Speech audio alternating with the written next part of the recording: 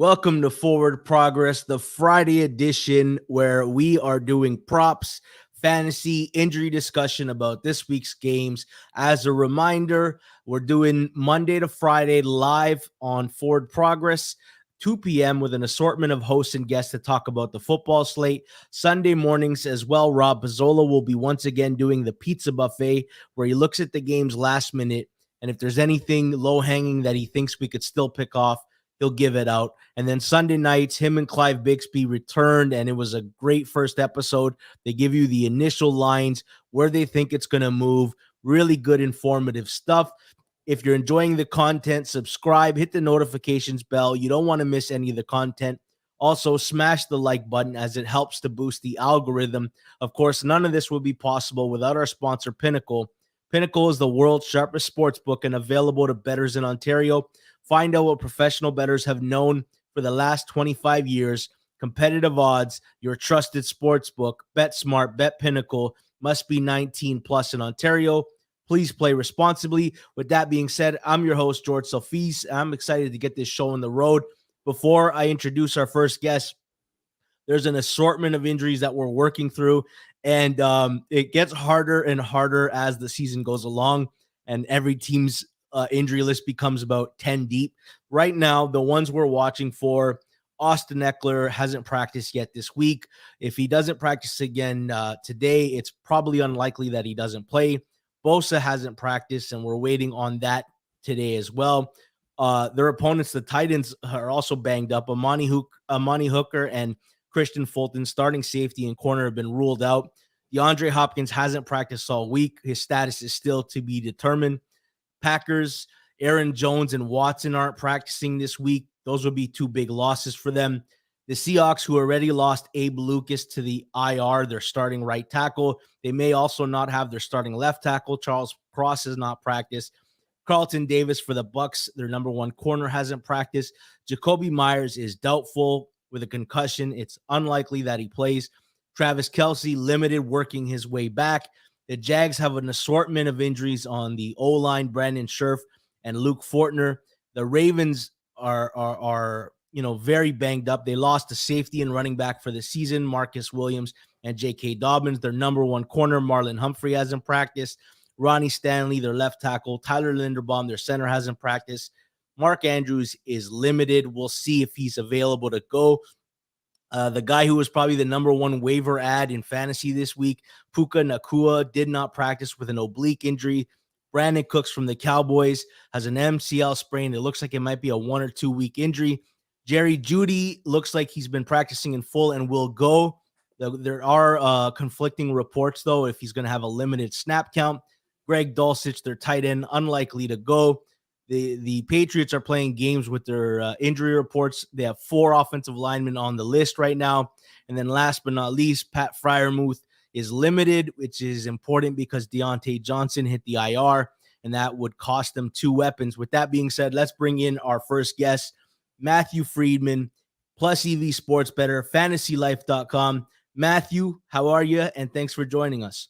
Yeah, I'm good. Thanks for having me. And that was quite the rundown. It's sad that already week 2 we're having lists like this, and they're only going to get longer, as you mentioned, as the season goes on. By week 9, I'm not going to be able to introduce you till 2:15. Exactly. The injuries. Let's start off with the Thursday night football recap. The injuries going into the game, Garrett Bradbury, their center, was out for the Vikings. Christian Darrisaw tested his ankle, wasn't able to go in the game. The Eagles were without James Bradbury and Reed Blankenship, their corner and safety, as well as Kenneth Gainwell, but they also lost Avonte Maddox during the game, and it looks like he might have a torn pec. All right, let's start off. The story of the game is the Eagles' tremendous luck when it comes to turnovers. 4 fumbles recovered, and still they didn't cover the number. My first question is, does Jalen Hurts look right to you? Because he hit some deep shots, but this is 2 consecutive games he didn't look good, or at least not at the caliber of contract that he got. Yeah, he's not where he was last year. It's not especially surprising because, 1, you would expect maybe a little bit of regression. He was playing in peak form, and then 2, a new offensive coordinator. And even though the coordinator was there last year as the quarterback coach, there's still a change in terms of that guy being the play caller. So I would say there was bound to be an adjustment. But he's got several cheat codes. He's got the running ability, good weapons, good offensive line. If they can win while he's still, I wouldn't say struggling, but working his way into form, that's pretty big for them. Yeah, they've got a tremendous floor because of his skill set. But you did mention like there was a concern in the offseason. Shane Steichen is this wizard who, he worked with Herbert in his rookie year. He made Hurts a really top tier QB, and now he's in Indy. So that's something to watch. The other thing to watch is going to be the Eagles running back rotation, which I think is going to frustrate people for a long time this year. Kenneth Gainwell got the majority of the touches week one. Then he doesn't play, and DeAndre Swift gets unlocked, 28 carries for 175 yards. How are we going to navigate him versus Gainwell the rest of the year? And is Rashad Penny an afterthought at this point? Yeah, Rashad Penny, I mean, it feels like you might as well put him in the grave at this point. But Swift, I mean, look, I'm the last person you should be asking for. I didn't have him ranked like in my top 24 entering this week because I thought it was going to be, something of a split committee.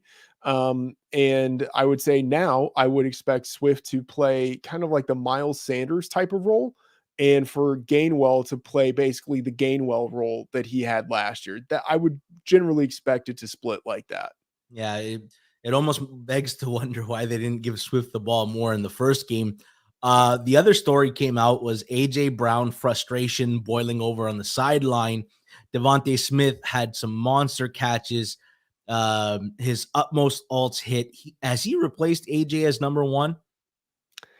I think it's going to be week to week, but volatile and impossible to predict who goes off. I would say at the end of the season, I'd expect them to have comparable yardage totals. But, I think we know at this point what A.J. Brown is. Like he's, sort of Andre Johnson, like that type of player. Smith, he could theoretically continue to get better. Like I would say AJ Brown has kind of peaked. Smith might still be ascending. So maybe like the long tail, there's the possibility of Smith really being the number one, but I think it's like you pretty much have two number ones. Well, speaking of number ones, the Minnesota Vikings, when it comes to the run game, it looks like they have no number ones. Like, are any of their running backs worth rostering or playing or anything this year? It doesn't look good so far.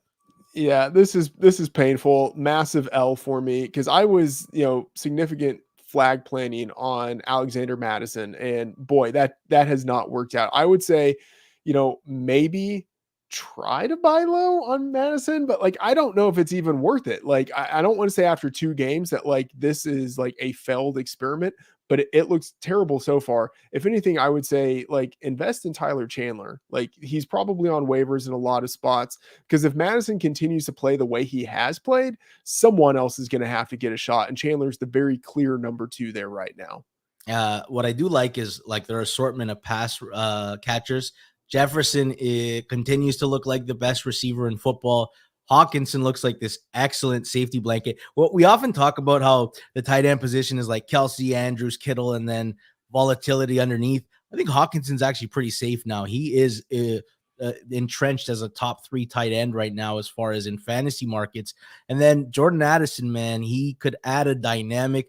He gives them a big play receiver. This could be a dangerous passing attack so long as they stop fumbling the ball. Like the Vikings could have very much, and we probably should be talking about a Minnesota Vikings victory today. Yeah, absolutely. But those guys you mentioned, they're all really intriguing options for fantasy. Let's talk about San Fran and the LA Rams. I was very happy when you sent me this game because this is probably one of the shortest injury lists. Dre Greenlaw is limited, probably going to go. The only question is Puka Nacua, DNP, did not practice because of an oblique. Right now, the line is 7.5 plus 103 on Pinnacle for San Fran. Let's start off with first thing of note. Last week was Brandon Ayuk's monster game. Do you think that's a preview of who number one is, or is it just one game, too little sample size to read into? I mean, last year he was the number one. He progressed to the point of the end of the season, really being the number one wide receiver on that team. He's more of a true receiver, whereas Debo's kind of like an X factor offensive weapon. And I think we continue to see all of those guys get usage, but Ayuk really is, I think, in my opinion, the true number one wide receiver in that offense. CMC had a monster game. I thought they would give the ball to Eli Mitchell a little more and, keep CMC fresh for the playoffs. Is that just a one-time CMC's just having too good a game to take him out? Or is that concerning that they might overuse him? Yeah, I mean, maybe it was just a week one thing, like you let your stud kind of run a little bit just to get the wild out of him. But Mm. it was surprising that Elijah Mitchell didn't get some run at the end of the game. Like last year when he was healthy, he took carries away from CMC. And I think that will happen eventually, but we need to see it first because maybe it is a new philosophy with Shanahan of like, look, I got this guy. I'm just going to use him and we'll see how far he can take us. Well, let's talk about Brock Purdy. We know he's at the very least a good caretaker of the ball, doesn't make mistakes, and can hit wide open guys. I wonder if he's going to be a top range thrower. And you also have an angle on him. Right now, Pinnacle has his pass attempts at 27.5 minus 158. There's 28.5 plus 100 in the markets that you like. What do you think of Brock Purdy in this game specifically and also overall? Yeah, I don't know about top range thrower. He's still developing, but I'll say I do have an MVP ticket on him at 50-1 from the preseason. That's in the free fantasy life bet tracker. He was great last year. He looked, pretty strong in week one. He might be the super version of Jimmy Garoppolo. And for this week, yeah, I definitely like over on his passing attempt total. He's one of my fantasy favorites for this week. I normally hate betting overs, by the way, but this number is just too low. Last week in a really strong game where they didn't need Purdy to throw in the second half, he still managed 30 attempts. The Rams looked respectable last week, and this is a divisional matchup, so I expect that this game will stay close enough for long enough for Purdy to operate within the normal flow of the offense. And the matchup is great. The Rams have, in my ranking of this, the number 32 secondary in the league. So Kyle Shanahan could look to attack them via the passing game more than he ordinarily would. I have this projected at 31, and I would feel comfortable betting it to 29.5. They throw a lot to fullbacks. Kyle Juszczyk gets out there in the flat to their running backs. Deebo Samuel in a gadget role. They almost use the short pass as an extension of their run game, and so that really bodes well. Let's talk about the Rams offense. Stafford looked vintage in week one, and my question is, and we won't know until we get more data points, and probably this week will not be a good judge either, but how much do you think is Stafford is kind of back and how much is Seattle's defense is kind of terrible?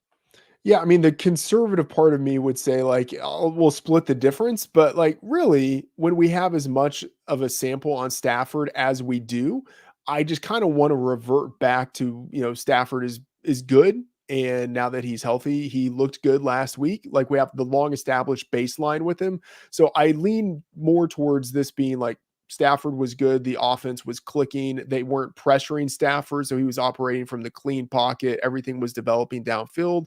So I think this has more to do with Stafford, but it definitely also had to do with the pristine environment that he was afforded because Seattle wasn't really getting anything on him. No, and he converted 11 of 17 on third down and a lot of third and longs against the 49ers. That might not be a good recipe for success. I like a guy who will go into volatile waters, embrace variance and uncertainty, and find some value. Right now, there's a debate about Kyron Williams and Cam Akers and who's going to run the ball. And you, the maniac, are saying, no, I think I know who's going to run the ball. You like Cam Akers. He's right now 32.5 minus 110 in markets. Pinnacle has him 31.5 minus 118. You like his over? Yeah, again, I say this less. I hate betting overs. I really do, but this just feels like it is far too low. Akers played behind Kyron Williams in week one, 53 snaps to 28. So pretty big discrepancy. And he saw all but 4 of his 22 carries in the second half. But when the Rams were, grinding out the clock, he was the guy that they gave it to, and he converted those 22 carries into a really poor 29 yards rushing. And I think that's why we are seeing the line now in the market at 32.5. But here's what I think we should focus on. he had 22 carries. Like he led the league last week with 22 carries. And in his past 8 games, so going back to week 12 of last year, he's averaged 72.3 yards on 16.8 carries per game. And he's gone over the total of 32 and a half every game except one. And that was last week. So if Akers has even half of the 22 carries he saw last week, I think he should be able to hit the over. All right, you got Brock Purdy over in his pass attempts, Cam Akers over in his rushing yards. We'll move on to the next game, and you redeem yourself because you like some unders. Let's talk about the Giants at Arizona right now. Giants are -4. This market has fluctuated. It was for a prominent sports service put out the Giants as a recommendation. The line went up to 5.5, and better said, no, we want to take some Arizona, and we're back to 4. Right now, I guess the real injuries to watch for are Andrew Thomas, their left tackle, and Darren Waller, who looks like they're going to be managing him all year, even though he likely will play. And then the Cardinals, James Conner is kind of limited. I want to do 2 things. I want to burn the Giants tape last week because you can't glean anything from that. It's just once the game gets out of control, it's gone. Like, throw it out. Let's keep a fresh set of mind. How do you think the Giants are going to attack the Cardinals? Do you think it's going to be a Saquon Daniel Jones attack? Yeah, I mean, exactly what you said. I think it's going to be establishing the lead early and then giving it to Saquon and, maybe relying a little bit on the short passing game with Daniel Jones, but this feels like a Saquon type of game. So you think it's going to be a running game? Giants have a lot of receivers and nobody knows who is the defined roles yet. So you say, hey, I found one that I want to go under on. Right now, 33.5 receiving yards in market. Pinnacle has 31.5. You like Isaiah Hodgins under? Yeah, absolutely. I like this. And I bet the under on it last week too. It was 29.5 yards. It cashed. I'm, returning to it again. And, even though the under cashed, it's now higher this week. And, from a certain perspective, that makes sense. The Giants are in a better situation, better matchup. They should run more offensive plays, score more points. But here's the thing, against the Cardinals, I think they're going to run the ball and, relying on the rushing attack for the super majority of the game. That doesn't, put a lot of target opportunities for any of the wide receivers or any of the pass catchers for the Giants. And then on top of that, Hodgins is pretty unimportant for this team. He played fewer snaps than Darius Slayton and Paris Campbell and Saquon Barkley and, number 2 tight end Daniel Bellinger. He saw fewer targets than all of those guys except for Bellinger, but fewer targets than Waller. Like, he's the number 5 pass catcher on this team. So based on what we saw in week 1, I'm comfortable going under here. My projection is 27.5. I would probably have the cutoff at 30.5. So the other thing is Hodgins was basically, they picked him up off the street. He got cut off a roster. Nobody was dying and beating down his door to get him on the roster. He kind of caught a little bit of fire, but his pedigree doesn't say successful guy. Let's move over to the Cardinals offense. I say it's never too early to go back to the well again, especially when you give out an under and it clears by 50 yards. You got to be feeling pretty good about yourself. Let's talk about Josh Dobbs. There's 184.5 in market, 185.5. Pinnacle has best in market, -116. You don't have any faith in this Josh Dobbs passing attack. Yeah, absolutely. I mean, I would say the cutoff is maybe 170.5. He had 132 yards passing last week in a game in which his team needed him to throw the ball. And he actually had 30 pass attempts. And, he was decent in that he completed 70% of his attempts. He didn't throw an interception, but he had just 4.4 yards per attempt. And it's not like that's an aberration. For his career, he has just 5.1 yards per attempt. He is a limited player, and he is limited within this offense. They're trying to kind of put him in a box and make sure he doesn't make mistakes. And that really, puts a ceiling on what his upside could be. So absolutely love the situation here. And then he could get benched. He could actually get benched by Clayton Tune. If the Cardinals ever reach a spot where, they should be throwing the ball quite a bit because they're down by 20 points, it might not be him throwing the ball. Got it. And you know what? Giants and Saquon and Daniel Jones probably will soak away the game clock with some ball control, run the ball. Matthew, thank you so much. You gave us 2 overs. You gave us 2 unders. You're a balanced prop guy. We appreciate it. Look forward to having you on again next week. Absolutely. Have a great one. Thank you. And before we get to our next guest, please like the content. We want to get those likes up. It boosts the engagement. It really helps us out. Bringing in our next guest, Jack Miller, NFL fantasy betting and projections for Establish the Run. Jack, how are you? Doing well. How are you? I'm doing well, Jack. We got two exciting games to talk about, which I love. Baltimore Ravens at the Cincinnati Bengals. We're starting with right now. It's -3.5 plus 106 from Pinnacle. It's been fluctuating around. The Ravens are dealing with an assortment of injuries. They lost J.K. Dobbins for the year. They lost Marcus Williams till the end of the year at least.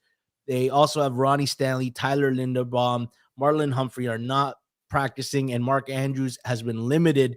Whereas the Bengals, there is just one injury, but it's a concerning one. It's how healthy is Joe Burrow? Let's start off with the Ravens offense with the two major injuries on the O-line and Mark Andrews.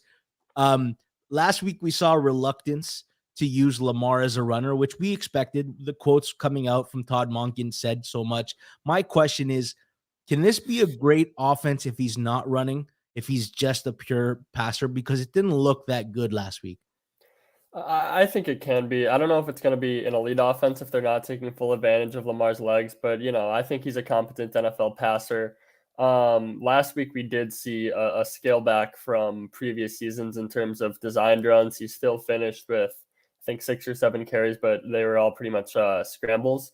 So it does seem like under Todd Monken, they're not gonna be designing as many runs for him, which is to be expected. But I think with Mark Andrews back and with the weapons they have in place, it can still be a pretty good offense, relying more on the passing game. What's your theory on the Baltimore Ravens and the fact that they can't stay healthy? Did they build their stadium on an Indian burial ground? Like, what the hell's going on here? Every year we're talking about 7, 8 guys, and they're all major contributors. It's kind of crazy. Yeah. Them and the Chargers really need to make some, I don't know, some changes or some sacrifices to the football gods because it seems like every year it's a problem.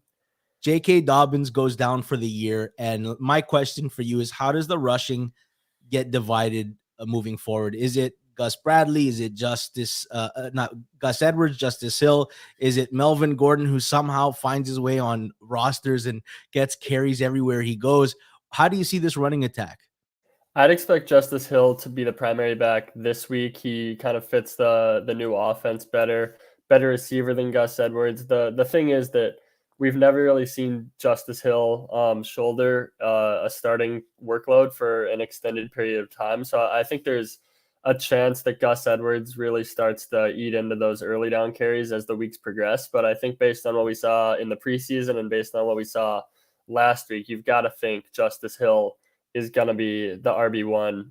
It's just a question of what is his ceiling in terms of touches and how long can he really hold off Gus Edwards for early down work. There's this interesting dynamic of, you don't want to be way too reactionary, but oftentimes in a new offense with new coaches or new quarterback with new weapons, I kind of want to take a little bit of credence into what I see early, because you don't know who someone's going to favor and what scheme helps a guy better. If you watch that game, Zay Flowers looked pretty damn good, didn't he? And my question is he already wide receiver one? Is he already ahead of OBJ and Rashad Bateman?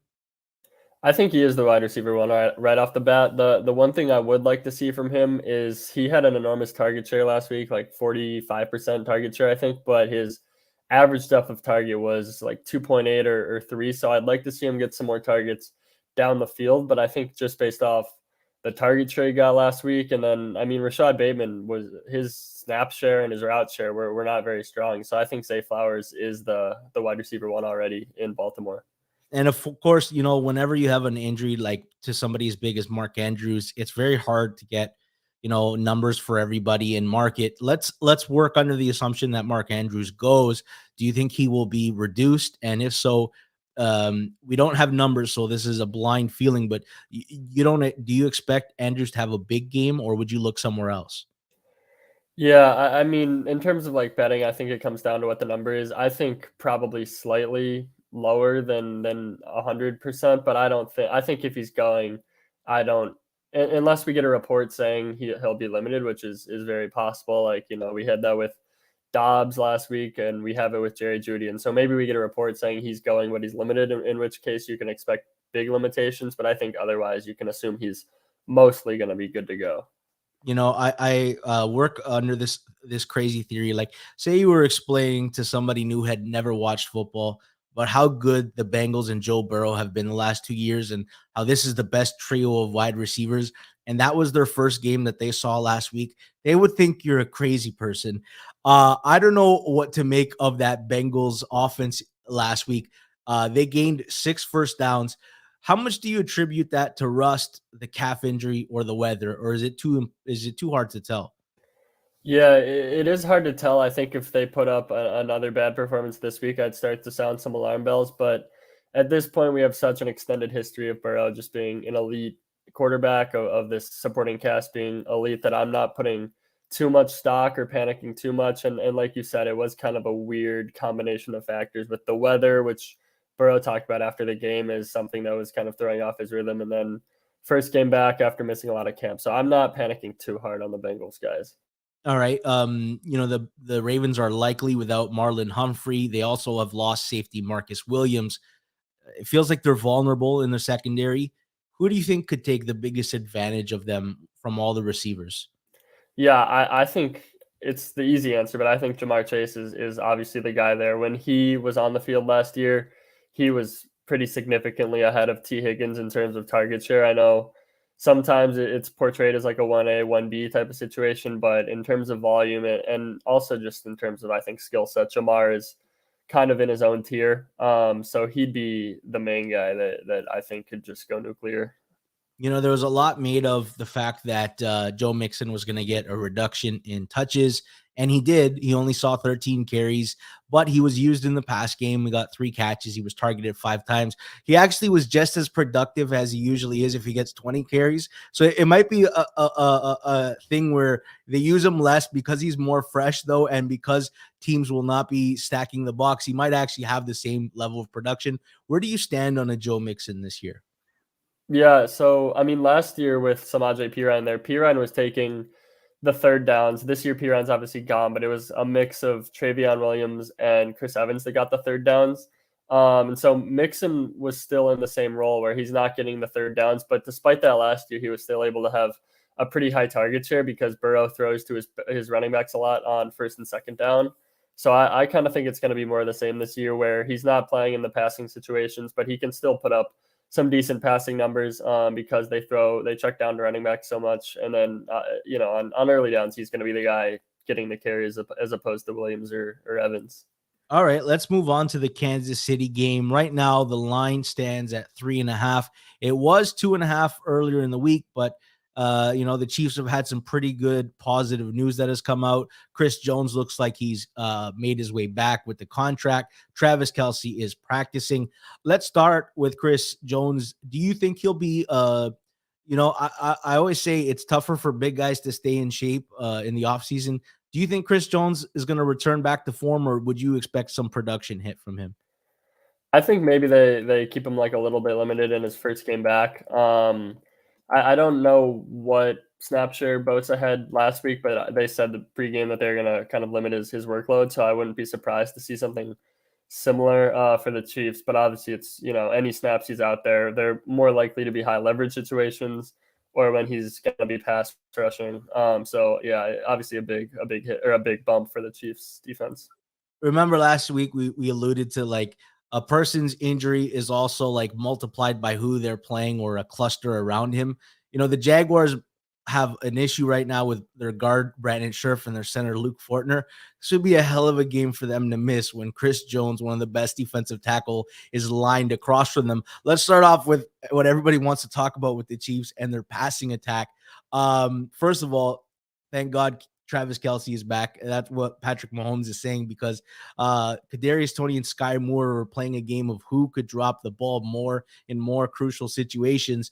Do you think Travis Kelce will be full go, or do you think if he does play, we're probably looking at a reduced Kelce? I'd expect him to be mostly full go. It seemed like the reports last week were that he was pushing to play, but the Chiefs just wouldn't let him go. But now he's going to have 10 days in between games. So yeah, I'd expect them to be mostly full throttle. Again, maybe we get a Schefter report on Sunday morning saying Travis Kelce's going to be limited, in which case all bets are off. But since we don't have that information right now, I would assume that he's going to be pretty much handling a full workload. You know why he wants to play? The last time they played the Jaguars and Mahomes hurt his ankle, he had 14 catches on 17 targets for 98 yards and 2 touchdowns. He doesn't want to miss this game. This is a feeding frenzy for him. Let's talk about the Jaguars. Like, Trevor Lawrence got a new toy, and man, did he use him a lot. 11 targets, 8 catches, 101 yards, and a touchdown. Do you anticipate this all year? Is Calvin Ridley a wide receiver one legit and needs to be in that conversation across the league? I think so. I mean, the reports throughout camp were dazzling, and then he comes out and does it and backs it all up in week 1. So yeah, I kind of think that he's all the way back, and I'm excited to see what he can do this year. All right, Zay Jones, Evan Ingram, Travis Etienne, they all get 5 catches apiece. Trevor Lawrence was spreading the ball, except to his favorite receiver last year, Christian Kirk. Was that a one-time thing? Like, is Kirk, or do you expect Kirk to get a reduction because they've got too many weapons now and Calvin's the number one? Yeah, I think a slight reduction is probably in order. The most concerning thing for me was that during the preseason, we saw Zay Jones playing ahead of Kirk in 2 receiver sets, and that carried over to week 1. And then obviously the target share is just going to fall with Ridley there. And Doug Peterson did say that they want to get Kirk the ball more, but still, I think if he's only playing in 3 receiver sets, and now he's competing with like a true alpha and Ridley, it's obviously not good news for him. I mean, yeah, Zay Jones is over-unders like 45.5 yards. Christian Kirk's 38.5. There's probably people in fantasy wondering why they drafted Christian Kirk, and you're looking at one of them like 38.5 yards. It was unthinkable. If I saw a Christian Kirk line like that last year, it was an auto bang, and you're probably banging the alts as well. Let's talk about the run game. A lot was made about Tank Bigsby's going to be the 1B, and he's really going to push ETN. Well, he got 7 touches in game 1.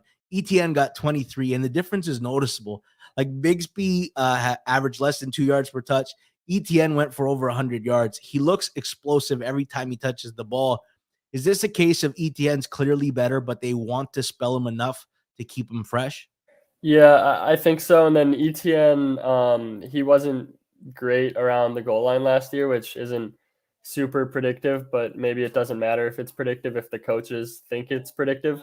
And we did see Bigsby get the goal line carry last week. I think the most encouraging thing on ETN was that he ran 30 routes on 35 Lawrence dropbacks. And so that passing game involvement was something we did not see last year. So if that's there this year, even if Bigsby's getting, some change of pace work and the goal line carries, ETN can still have an enormous season.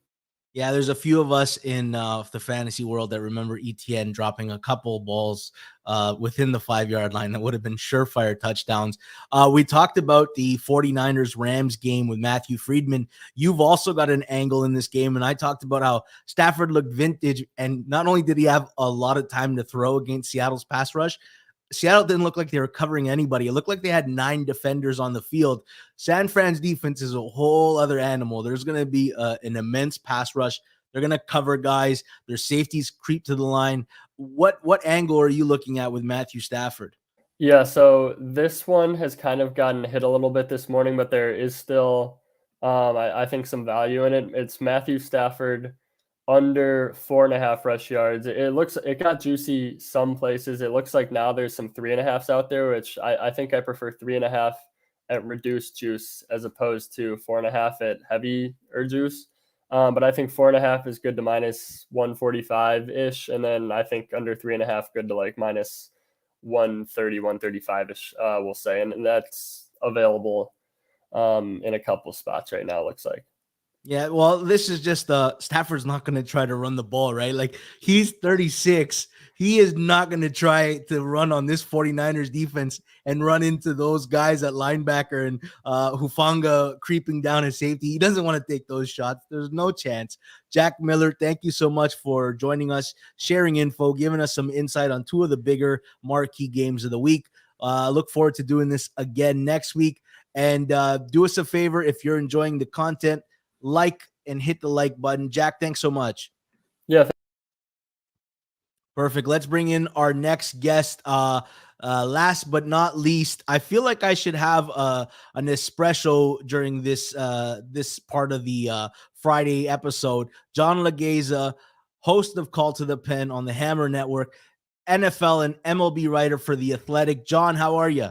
Yo, what's up, man? Brought in the instant energy. You went and saved the best for last. Let's go, man. Let's get it. Week 2. I was so mad about the Rashad White miss last week. He gets out. He gets 2 early targets. We were correct that he dominated the snap share, but he did not dominate the receiving workload, which was a lot of the thesis for drafting him in fantasy. So, that's why I'm always kind of a little not to say reticent, but, I like to be conservative out of the box. I feel a little bit stronger now, having seen some live data points. Let's get it, dude. And Baker Mayfield said, I don't need to check down. I'm just going to run over everybody and then call them little boy and tell them to get their weight up. I love the way Baker's fire is. If he was actually a very good quarterback, he'd be the most entertaining player in the league. In his defense, the weapons in Tampa Bay were there, and maybe we short sold that just a little bit because, right, we know the difference between having 1+ win on the offensive side. They have 2 wins on almost every snap with Evans and Godwin. So, you know what? I shortchanged Baker. I probably owe him an apology. John, last but not least, but I saved the 2 primetime games for you. And you know what? I hope you can indulge me a little bit. I am a Miami Dolphin fan, and I'm still living in the clouds based on our performance. Right now, that game is -2.5, -125 at Pinnacle. There's some 3s in the market. The Dolphins' only injury news is Teron Armstead, who finally took off the non-contact jersey. Looks like he's good to go. And then the Patriots are playing games with their injury report again. 4 of the 5 offensive linemen are in the injury report. Jonathan Jones, though, the corner, doesn't look like he's going to go, which is pretty much a disaster when you're playing against caliber receivers that the Dolphins have. All right, let's start with it. Offense is down everywhere, John. That's all anybody can talk about. 12-4 to the under, except in Miami. They said, hey, we don't care what year it is, what era of football we're playing in. Forget your cover 2. Tua Tagovailoa explodes for 466 yards. Tyreek Hill goes for 215 yards. My first question is actually, when the books see these numbers, there's Joe Public, and majority of the market is Joe Public, the recreational bettor. They all want to bet Tua and Tyreek overs. That's just a reactionary thing. They don't want to miss the boat the next time. Do the numbers get adjusted a lot, or are the bookmakers a little bit smarter about that?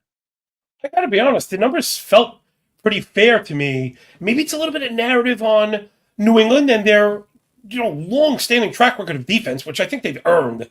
Although, to your point, man, I wish we had a couple of hours probably to talk about this. But to your Dolphins, really quick, man, check it out.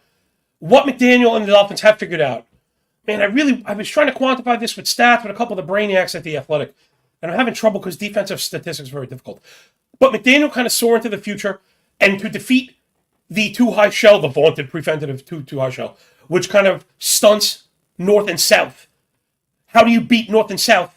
You move East to West. He's creating defensive switching similar to like the NBA. And now how do you accelerate that? Well, you get one track star. How do you force multiply that? Well, you get a second track star. And then how do you force multiply that? And this is really has been like the chef kiss piece de resistance. Remember, I'm a Jet fan, okay? So like praising the Dolphins here is really not that easy for me. But dude, I'm an X's and O's. I love what I see. I love the game.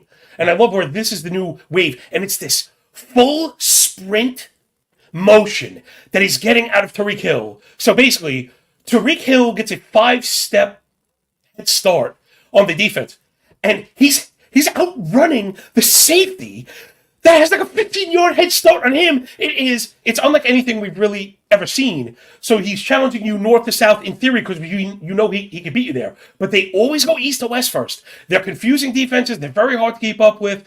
Gosh, I've been surprised, and to your point with the betting stuff, I was surprised that the team total was at 24.5.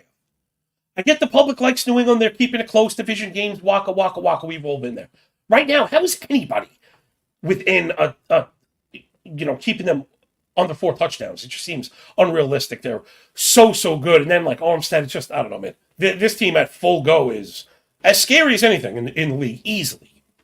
It reminds me of a movie trope where, the old evil genius, he's been this defensive guru forever, dominates, and then this young, quirky, out of the box, weird energy, offensive genius. And we're going to get to see two geniuses go at it.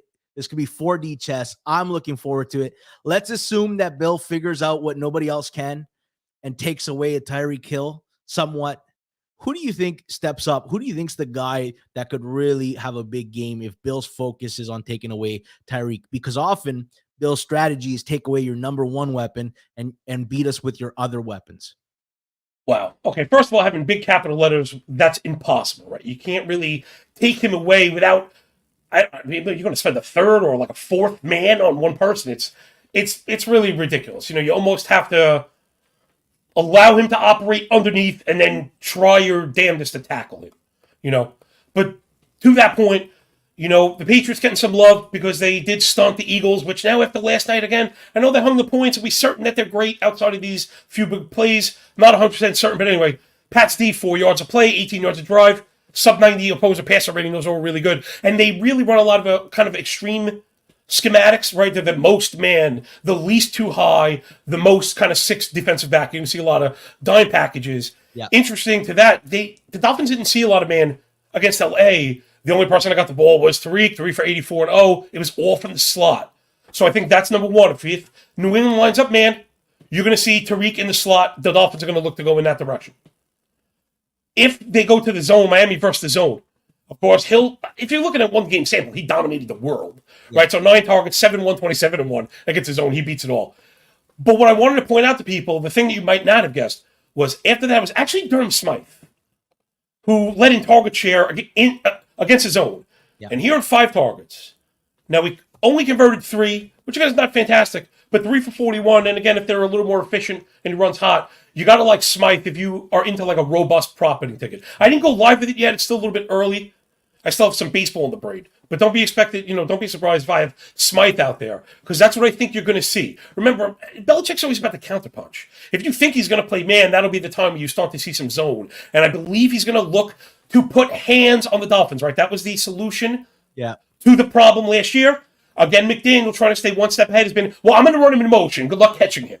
Yeah. I think there's going to be a special attention on that. Also, don't be surprised if you see, remember, 6 DBs, if you see the opposing DB look to put a hat on Hill as he's coming across the field. There's going to be a lot of back and forth in this game, like you mentioned. It's going to be hard to predict. But a guy like Smythe, the props are all so low. Man, I am Mr. Low Bar. Look at me, man. Like, it's all about low expectations in this game. Exceeding low expectations is how I made my bone. So I do like Smythe the more I think about it. It's better when they never see you coming, right? Absolutely, man. All right, let's talk about Mac Jones in the offense. Like, he slung it 54 times. Now, they were in a hole, but 316 yards. But I think Mac Jones is a communist because he gave 6 different wide receivers 6 targets. It's unheard of. He said everybody gets a ball, like Oprah. She used to give gifts to every member in the audience. The guy who was actually the lowest, though, the expected number 1 wide receiver, Juju Smith-Schuster, finished 6th in yards. Kendrick Bourne was the guy. He got all the targets. He got the touchdowns. I need you to make some sense of this Patriots passing game and who we need to target. I am choking back the laughter. Why? Because we talked about the knee that could explode at any second. Apparently, it might have exploded. Maybe we just didn't hear it. Juju, again, if we're going to be honest, as much as we want to kind of bow down to the Patriot dynasty, which, again, a lot of that is deserved, they have done the poorest job evaluating wide receiver talent of anybody, and it's not even close. It's by an order of magnitude. Look at Jacoby Myers. You try to replace him with Juju. He's already dusted. He's hurt. Meanwhile, Jimmy G made Jacoby Myers look like Jerry Rice. I mean, geez, somebody help these people evaluate wide receivers. Okay, now this is gonna be fun because I had to pick up the Dolphins. Let's go the other way on the Patriots. Now again, one thing that I do have to recognize and respect, because I rewatched it and I take some notes. Lots of good things for offensive pace and them never being out of it, right? Like you mentioned. The big drop back rate, Bill O'Brien made a tremendous and marked difference to this team. It's going to resonate, okay? Yes. Meaning they're no longer a team that can't come from behind. What I think people need to be wary of is, this is the run and gun Patriots. No. You mentioned it. There were turnovers. They fall down early. And now they show the ability to they're going to go get it. And that's a positive. Okay? However, but. Big shaking butt, as I like to say on my show. So despite number 1 in plays, number 4 in pass rate, 75%, wow. 16th in completion rate. They were 19th in EPA per play. 15th in yards per attempt, that was sub 6. 20th in yards per completion, that was in the single digits. Mac Jones was 28th in EPA against man. Why? Because that wide receiver room, they don't create separation. Yeah. So expect to see a lot of man from Miami. And they're going to dare. You want to throw the ball? You're going to dare you to throw the ball. The person you want to look out for is Ramondre Stevenson. And this is where the small sample people are really going to get into trouble. But look at the stats. They didn't run for a damn, George. I don't get it. Miami, that is where you want to kind of get them, right? New England, the rush was terrible. 3.5 yards a carry. 1.1 yards after contact per rush. But check it out. Really, the line stat you want to be looking for, I like, is 2.3 yards before contact per rush. That's the sign that things are going to improve. I don't want to hear Ramondre Stevenson doesn't know how to run the rock anymore. Okay, Miami allowed 5.8 yards per carry and more than 2 yards before contact per rush. On the flip side, against LA, we saw them. They're going to dare you with the Fangio too high. I mentioned that last week. He wants you running the ball. It's a victory. Exactly. But it manifested, dude. 32nd in EPA per rush. Yeah. Minus 0.31. The next one was 0.07, more than 4 times worse. Yeah. So this is the Ramondre game for Patriots and Belichick. They're not looking to throw. This is like an under completion. You know what I mean? Under attempts, under completions, over carries for Ramondre, over yards for Ramondre. One of the best ways to defeat the Dolphins is to just keep them off the field, bro. Tyreek can't score from the sideline. So I'm not sure. People have really kind of taken this game to somewhere I'm not ready to go as far as like pace and stuff. I'm not buying the Patriots now like live in a Ferrari. I just think they have a 8-cylinder engine.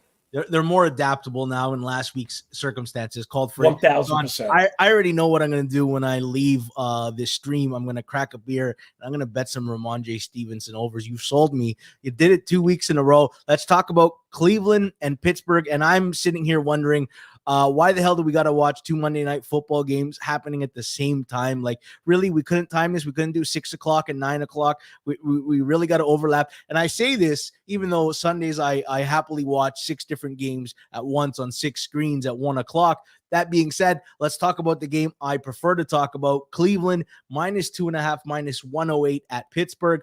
I guess the story is the injuries for Pittsburgh and one injury for the Browns. They lose their right tackle, Jack Conklin, for the season.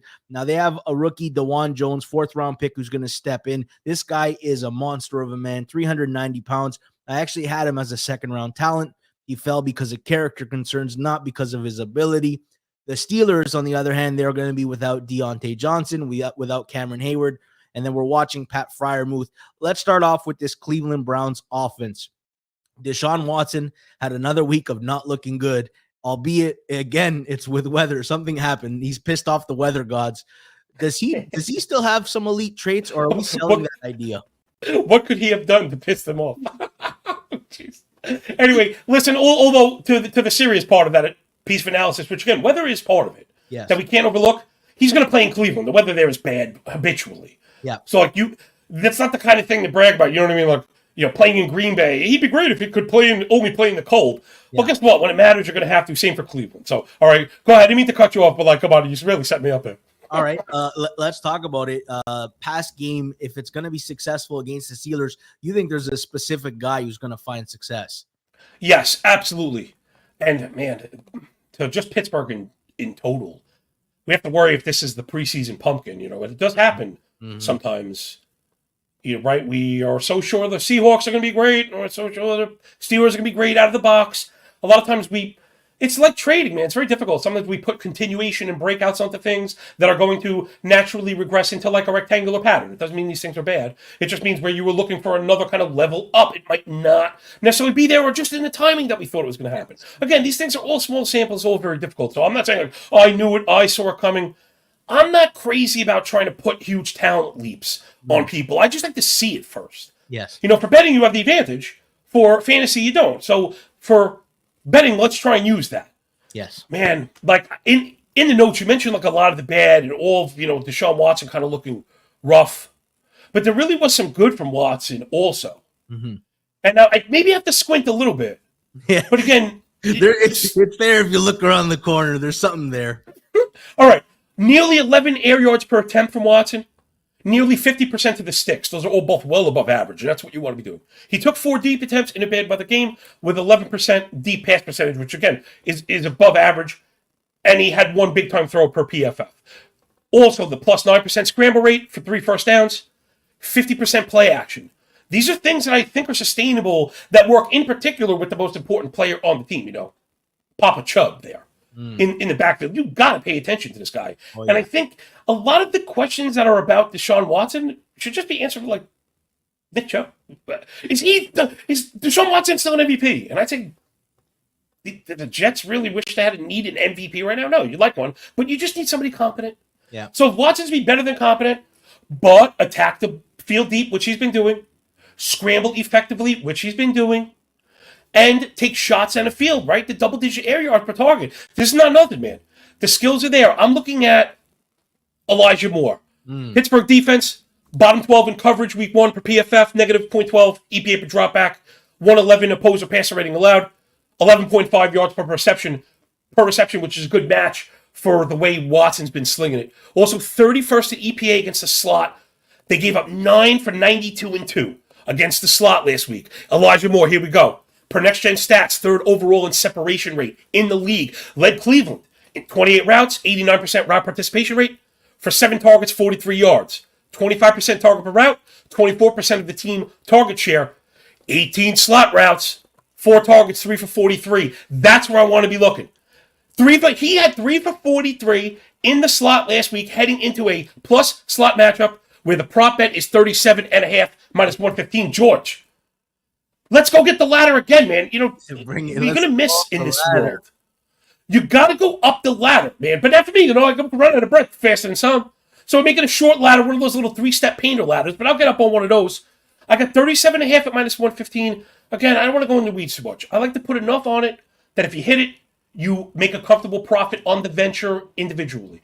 I usually think of 70% of whatever risk you're going to use. At minus 115 is like a 40% profit back of the napkin math.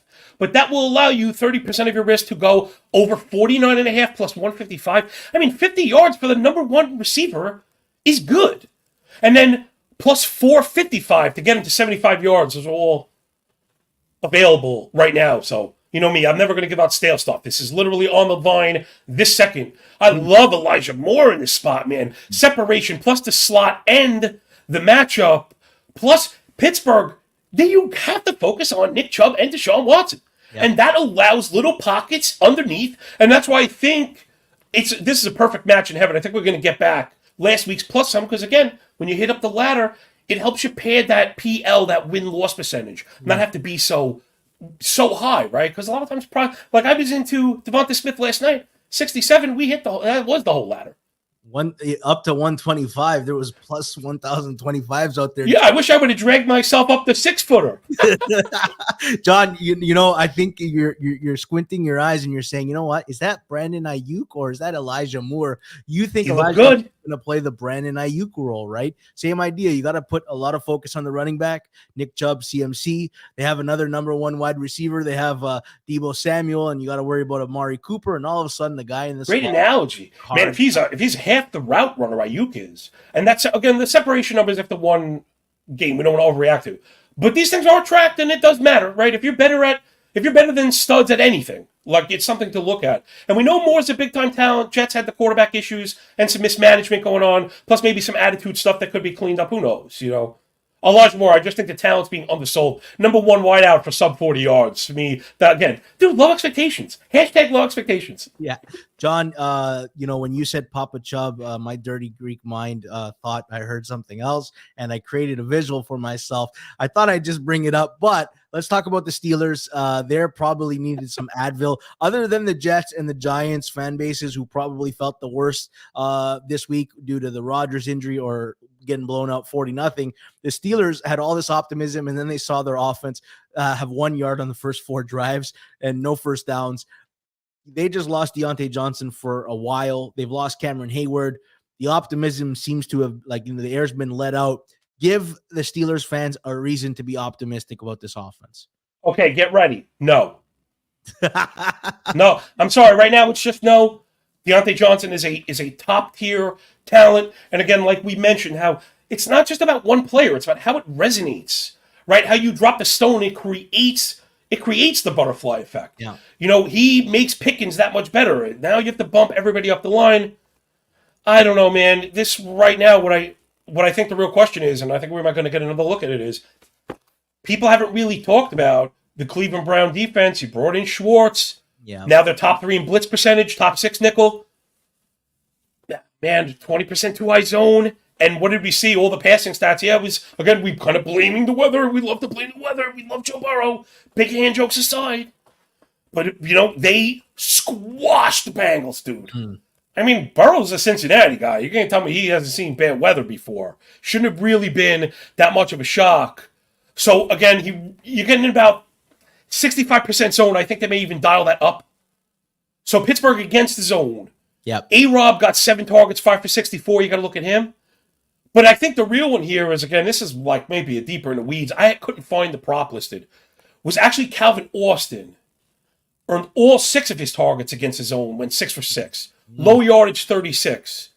But he could be another interesting reception play. It's probably going to come in at like 1.5 or 2.5, maybe 2 flat. I'm not sure. I haven't seen. These things, we were mentioning this earlier on in the morning, man. I'm up before the crack of dawn thinking about you, baby.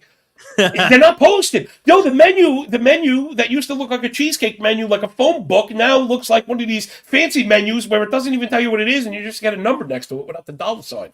I imagine we'll need some clarity on Freiermuth too before we see some of those other markets. I think that's probably what it is. So you know what? I see cues and I kind of assume yes, and now maybe with the popularity of prop betting, thanks to people like yourself. Yeah. They have to be careful, right? Hanging bad numbers. Although generally the market kind of takes care of itself. The way they limit it, I'm surprised that they're so afraid to put these things out. You know what I mean? They're so afraid to put them out.